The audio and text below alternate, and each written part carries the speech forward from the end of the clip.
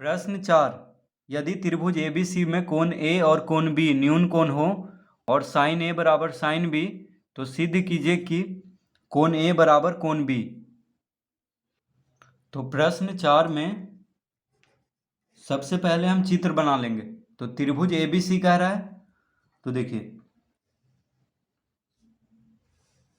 त्रिभुज ABC इस तरह से बनाएंगे, ठीक है। कह रहा है कोण A और कोण B क्या है, न्यून कोण है। तो इस तरह से हम लिख लेंगे ABC। अब देखिए कोण A, ये जो कोण है न्यून कोण है, ठीक है, क्योंकि न्यून कोण किसको कहते हैं, 90 डिग्री से कम जो कोण होता है उसको न्यून कोण कहते हैं। तो ये देखिए 90 डिग्री से ये दोनों कोण कम है, तो कोण A और कोण B क्या हो गया, न्यून कोण। अब क्या करेंगे, सी से शीर्ष C से AB पर एक लंब डालेंगे, ठीक है। शीर्ष C से AB पर एक लंब डालेंगे इस तरह से। ये हो गया CD, यानी CD जो है AB पर लंब है।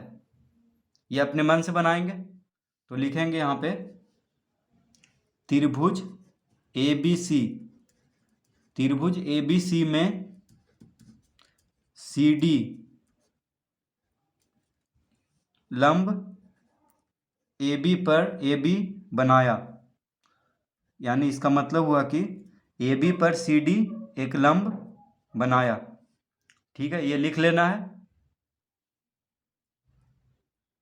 कॉमा दे देना है। तो लिखेंगे तो साइन A बराबर, तो देखिए साइन A, तो साइन A यानी इस कोण को देखेंगे, साइन A कह रहा है, तो A यानी इस कोण को देखना है, A जहां पे लिखा हुआ है। तो साइन A के लिए यानी इस कोण के लिए CD क्या होगा, लंब होगा, क्योंकि कोण के सम्मुख भुजा क्या होता है, लंब होता है।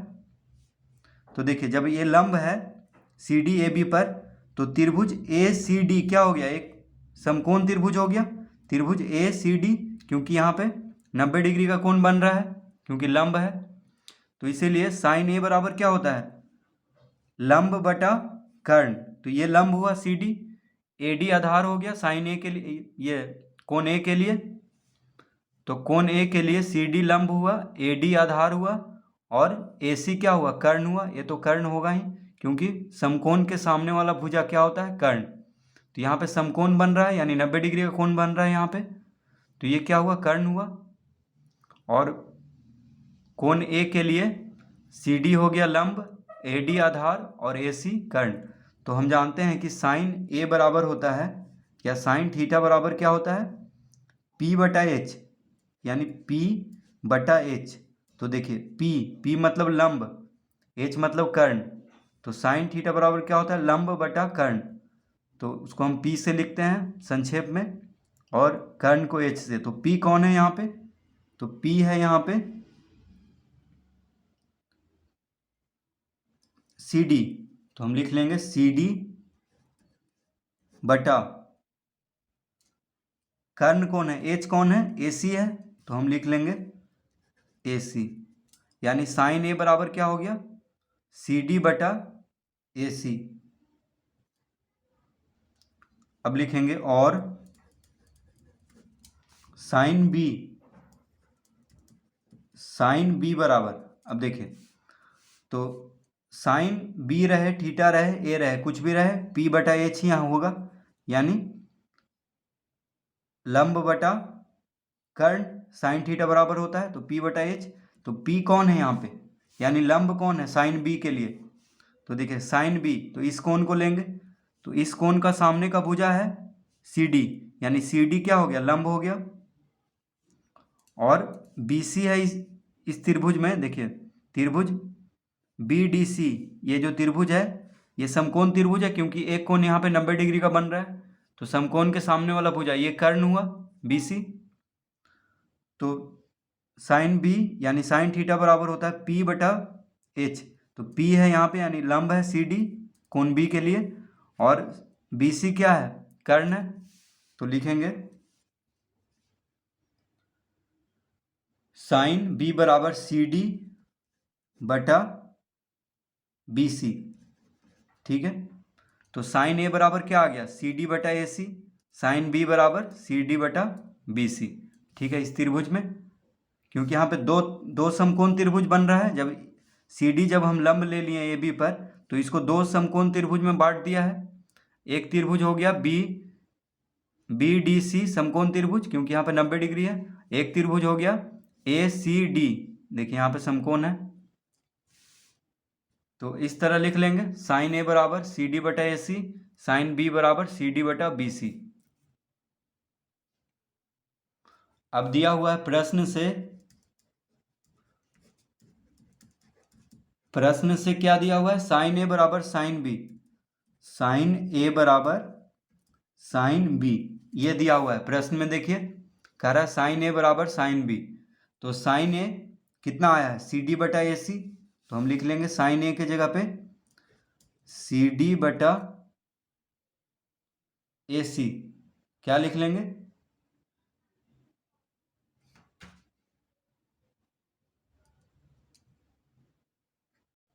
साइन ए बराबर सी डी बटा ए सी, और साइन बी बराबर कितना आया है, सी डी बटा बी सी, तो लिख लेंगे सी डी बटा बी सी। ठीक है, तो साइन ए के जगह पे जो भी साइन ए के बराबर आया है सी डी बटा ए सी यानी लंब बटा कर्ण, साइन बी बराबर लंब बटा कर्ण यानी सी डी बटा बी सी, तो साइन ए के जगह पे सी डी बटा ए सी और साइन बी के जगह पे सी डी बटा बी सी लिख लेंगे, और बराबर लिख लेंगे तो के, तो हम इसको लिखेंगे माना।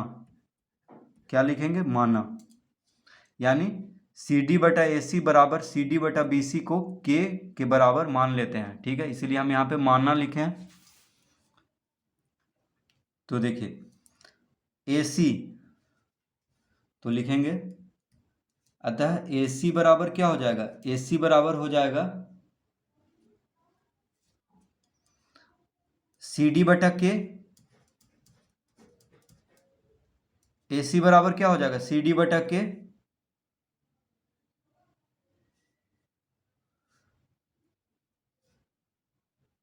और बी सी बराबर क्या हो जाएगा, बी सी बराबर हो जाएगा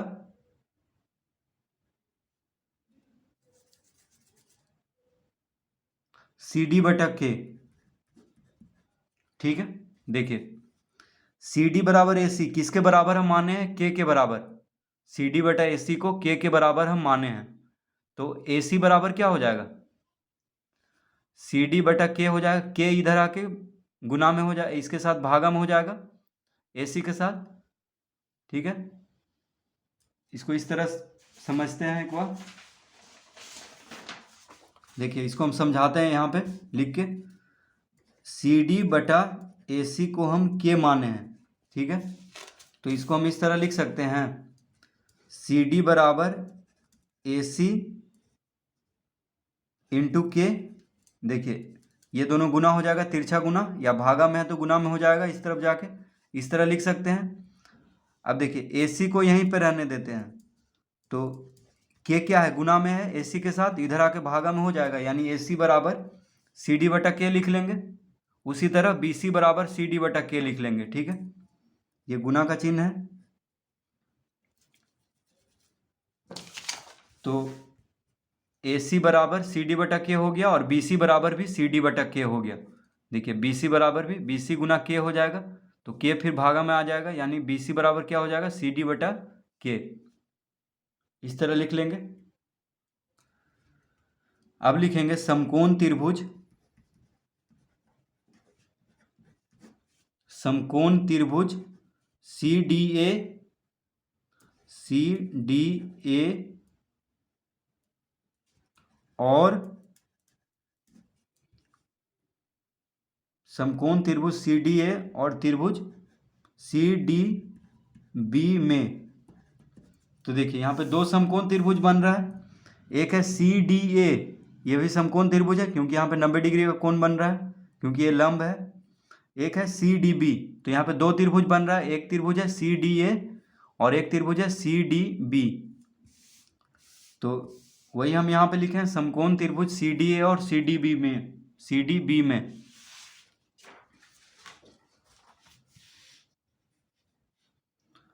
तो हम जानते हैं कि समकोण त्रिभुज में क्या होता है, कर्ण का वर्ग बराबर, तो देखिए त्रिभुज सी डी ए में क्या हो जाएगा, सी डी का वर्ग बराबर ए सी का वर्ग माइनस ए डी का वर्ग। इसको हम पहला लिख लेंगे, ठीक है। ये कैसे हो गया, तो देखिए चित्र में देखते हैं एक बार।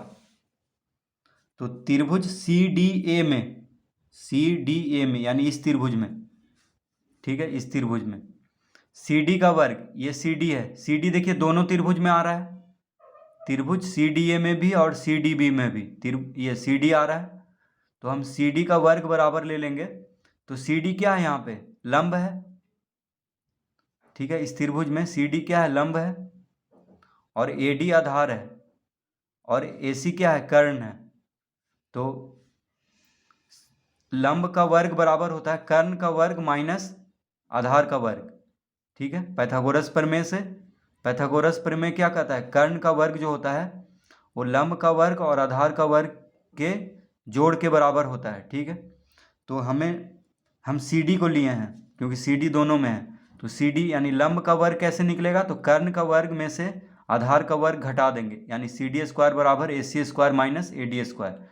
उसी तरह इसमें भी ले लेंगे, त्रिभुज सी डी बी में सी डी का वर्ग बराबर क्या हो जाएगा, बी सी का वर्ग माइनस बी डी का वर्ग, ठीक है। इसमें देखिए ये लंब है, बी सी कर्ण है और बी डी आधार है,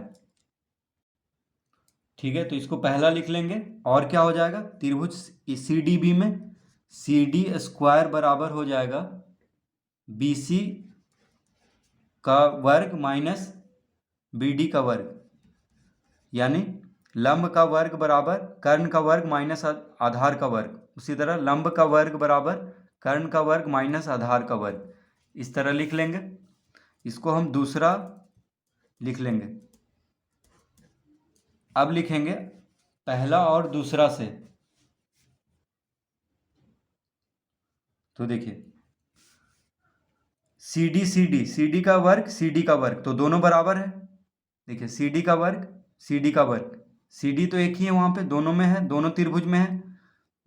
तो सी डी का वर्ग क्या है, ए सी का वर्ग माइनस ए डी का वर्ग।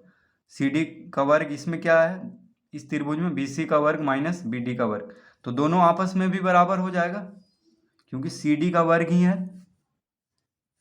तो हम लिखेंगे अतः ए सी का वर्ग माइनस ए डी का वर्ग बराबर बी सी का वर्ग माइनस बी डी का वर्ग। क्यों होगा ऐसा, तो लिखेंगे पहला और दूसरा से, पहला और दूसरा से।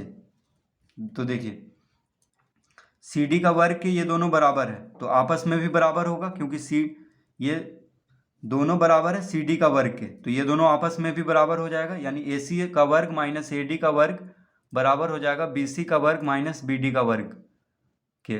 तो क्यों ऐसा हुआ, तो हम लिखेंगे पहला और दूसरा से, क्योंकि इसको पहला माने थे, इसको दूसरा। अब देखिए ए सी का वर्ग, ठीक है। तो हम ए सी बराबर लाए हैं सी डी बटा के, देखिए ए सी बराबर सी डी बटा के लाए हैं और बी सी बराबर सी डी बटा के लाए हैं। तो ए सी के जगह पे सी डी बटा के रखेंगे और बी सी के जगह पे सी डी बटा के रखेंगे, ठीक है।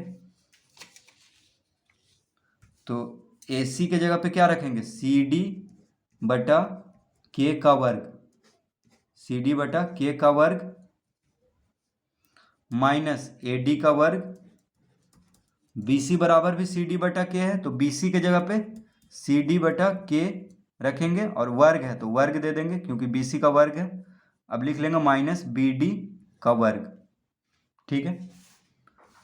अब यहाँ पे बराबर के बायां तरफ भी सी डी बटा के का वर्ग है, बराबर के दायां तरफ भी सी डी बटा के का वर्ग है। दोनों का चिन्ह प्लस है, यानी दोनों का चिन्ह एक ही जैसा है, ये भी प्लस में है, ये भी प्लस में है।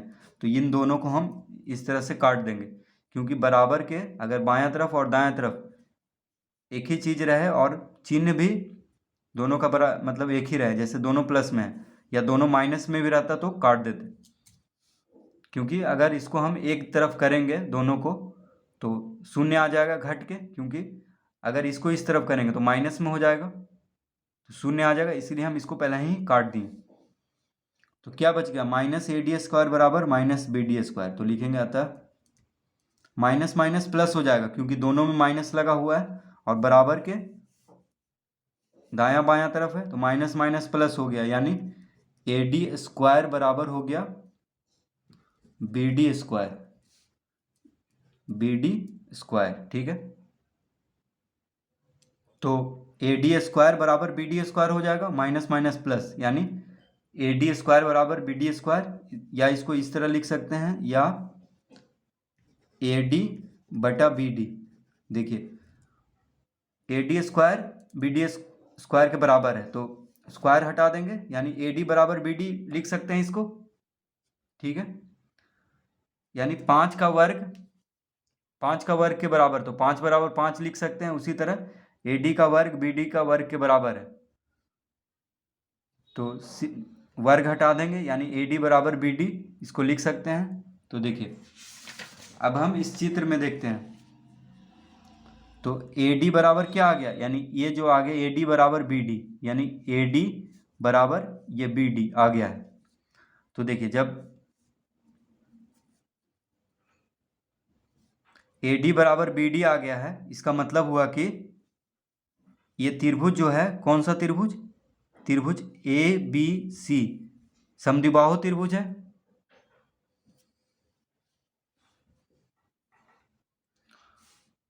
क्यों समद्विबाहु त्रिभुज है, क्योंकि देखिए ए डी बी डी के बराबर है और ये लंब है डी सी, तो भुजा कोण, ये कोण तो दोनों का बराबर है, ये कोण और ये कोण बराबर है, तो भुजा कोण और भुजा, ये भुजा सी डी जो है दोनों में, तो भुजा कोण भुजा से ये दोनों त्रिभुज क्या हो जाएगा, सर्वासम हो जाएगा। तो जब त्रिभुज सर्वासम हो गया तो ए सी बराबर बी सी कह सकते हैं, यानी ए सी किसके बराबर हो जाएगा, बी सी के बराबर। तो इसका मतलब हुआ कि जब दो भुजा बराबर हो एक त्रिभुज में तो उसको क्या कहते हैं, समद्विबाहु। तो जब ए डी और बी डी बराबर हो गया तो त्रिभुज ए बी सी को क्या कहेंगे, समद्विबाहु त्रिभुज। तो लिखेंगे यहाँ पे अतः त्रिभुज ए बी सी, त्रिभुज ए बी सी समद्विबाहु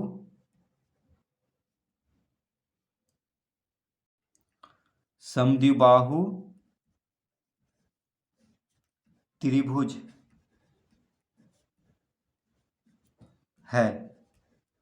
तो इसका मतलब हुआ कि त्रिभुज एबीसी कौन सा त्रिभुज है, समद्विबाहु त्रिभुज है। तो लिखेंगे अतः, तो जब त्रिभुज एबीसी क्या है, समद्विबाहु त्रिभुज पता चल चुका है, यानी त्रिभुज एबीसी क्या है, समद्विबाहु त्रिभुज है ए बी सी। तो हम जानते हैं कि समद्विबाहु त्रिभुज में क्या होता है, दो भुजा बराबर होता है और दो कोण भी बराबर होता है। तो देखिए जब त्रिभुज एबीसी समद्विबाहु त्रिभुज है तो ए सी बराबर बी सी होगा और कोण ए बराबर कोण बी होगा, क्योंकि समद्विबाहु त्रिभुज में दो भुजा भी बराबर होता है और भुजा के सम्मुख कोण भी दोनों बराबर होता है, क्योंकि बराबर भुजाओं के सम्मुख कोण क्या होता है, बराबर। तो कोण ए बराबर कोण बी हम कह सकते हैं इसको, क्योंकि ये समद्विबाहु त्रिभुज है, तो कोण ए कोण बी के बराबर होगा। तो लिखेंगे अतः कोण ए बराबर कोण बी। ठीक है, यही सिद्ध करना था, तो हम लिखेंगे यहाँ पे सिद्ध हुआ, सिद्ध हुआ। तो इस तरह से इसको हल करेंगे।